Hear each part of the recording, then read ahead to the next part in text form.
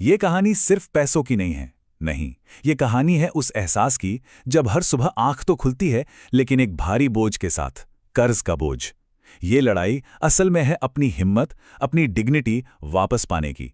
तो आइए इस पूरे सफर को अंदर तक महसूस करते हैं।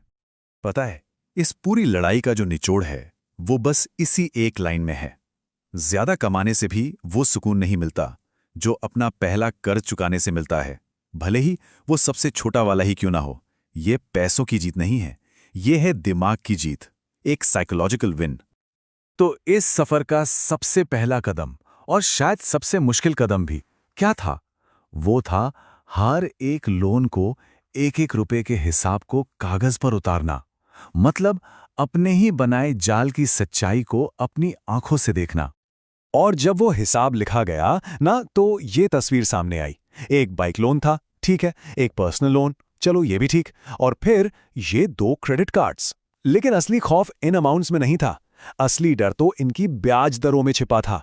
सोचिए, 36% और 39%। ये कोई लोन नहीं था, ये तो एक दलदल था जो हर महीने और अंदर खींच रहा था। और इन सब का टोटल वो था 4,51,000 रुपए। ये वो नंबर था जिसे देखकर एक पल के लिए आवाज ही बंद हो जाए। और सबसे बड़ा शौक तो तब लगा जब यह एहसास हुआ कि हर महीने वो जो मिनिमम ड्यू भरा जा रहा था, उससे कर्ज चुक नहीं रहा था, वो तो बस उस कर्ज को जिंदा रखने की फीस थी। इस सदमे के बाद जाहिर है एक रास्ता ढूंढने की शुरुआत हुई, और तब 2 बिल्कुल अलग अलग रणनीतियां सामने आईं। एक जो दिमाग से यानी पूरी तरह से गणित पर चलती थी, और दूसरी जो दिल से यानी हिम्मत से चलती थी। पहला था एवलांच मेथड, मतलब गणित का रास्ता। ये कहता है कि भी सबसे ज्यादा ब्याज वाले लोन पर पहले हमला करो। लॉजिकल है, इससे पैसे सबसे ज्यादा बचेंगे। लेकिन दूसरा था स्नोबॉल मेथड, हिम्मत का रास्ता। ये कहता है भूल जाओ ब्याज दर, सबसे छोटे लोन को पहले खत्म करो। क्यों?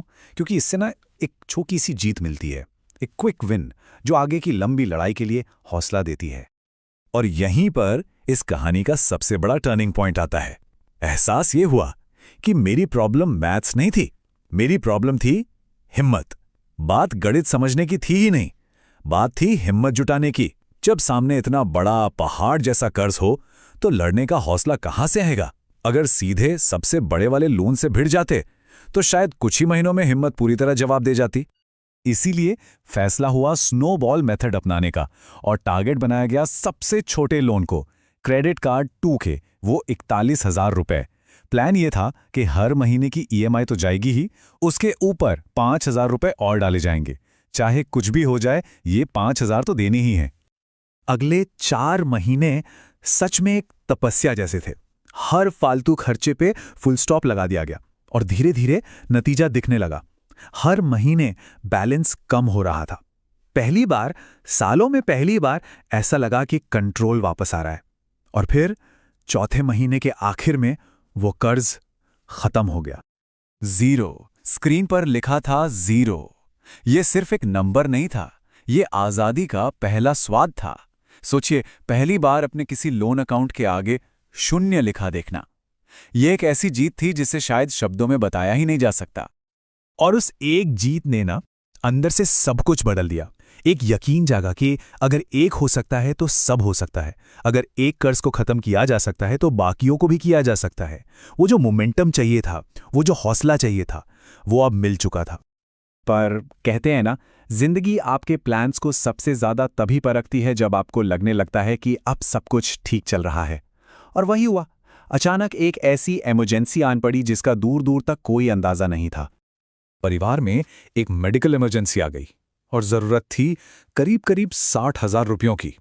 एक पल को तो ऐसा लगा जैसे सारी मेहनत पर पानी फिर गया। दिल एकदम बैठ गया। दिमाग में बस एक ही सवाल गूंज रहा था, अब क्या? क्या वापस उसी रास्ते पे लौटना पड़ेगा जिससे निकलने की इतनी मुश्किल से कोशिश की थी? रास्ते बहुत आसान थे सामने, और उतने ही खतरनाक भी। क्या थे वो रास्ते? अरे, फिर से क्रेडिट कार्ड स्वाइप कर लो, या पर्सनल लोन का एक टॉपअप ले लो, या फिर इस पूरी मेहनत को भूल जाओ और वापस पुराने ढर्रे पे लौट जाओ। सबसे आसान क्या था? जाहिर है फिर से कर्ज लेना। और ये थी फैसले की घड़ी। सवाल ये था, क्या अपनी बनाई हुई स्ट्रैटेजी अपनी मजबूरी से बड़ी है? और उसी पल डायरी में लिखा वो एक वादा याद आया, भागूंगा नहीं, सामना करूंगा। और इस बार एक नए हथियार का इस्तेमाल हुआ। उसका नाम था प्लानिंग। सबसे पहले जो 22,000 रुपये की बचत थी उसे इस्तेमाल किया। फिर डॉक्टर से बात करके बाकी पेमेंट्स को किश्तों में बंटवाया। खर्चों पर नेगोशिएट किया। ये बिना नया कर्ज लिए मुसीबत से लड़ने का एक बिल्कुल नया तरीका था। हाँ, इस सब का एक असर तो हुआ। अगले 2 महीनों तक दूसरे लोन पर कोई एक्स्ट्रा पेमेंट नहीं जा पाई। मतलब जो स्नोबॉल चल रहा था उसकी रफ्तार धीमी पड़ गई। लेकिन सबसे जरूरी बात यह थी कि प्लान टूटा नहीं था। रफ्तार धीमी हुई ठीक है, पर कोई नया कर्ज सर पे नहीं चढ़ा, और उस इमरजेंसी में यही सबसे बड़ी जीत थी। उस दिन एक बहुत गहरी बात समझ में आई कि डेट डिसीजन मेकिंग भी छीन लेता है। आज मैंने डिसीजन वापस लिया।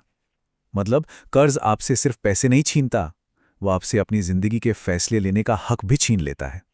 और उस दिन वो हक वापस लिया गया था।